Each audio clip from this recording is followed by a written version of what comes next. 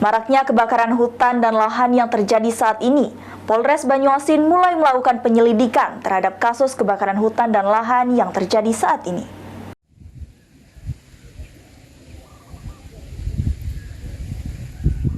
Maraknya pembakaran hutan dan lahan serta perkebunan oleh oknum yang nakal hingga berdampak pencemaran udara jadi tak sehat.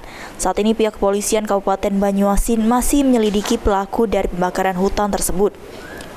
Dijelaskan oleh Kapolres Banyuasin AKBP Verly Rosa Putra. Saat ini petugas kepolisian khususnya dari Polres Banyuasin masih dalam tahap penyelidikan terhadap warga atau masyarakat yang sengaja membakar lahannya. Apabila korporasi diketahui hasil penyelidikan ternyata melakukan pembakaran, hukumnya lebih berat. Kapolres Banyuasin AKBP Verly Rosa Putra berharap tidak ada penegakan hukum, apalagi penegakan hukum untuk masyarakat kecil dan para petani.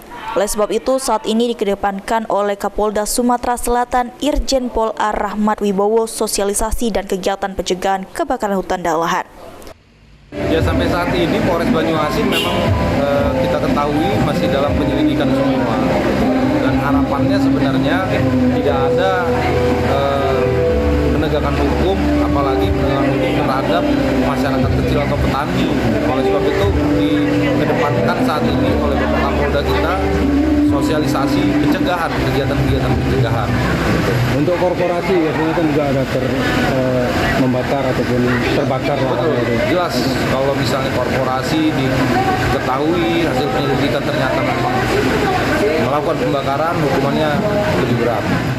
Suryadi, PAL TV.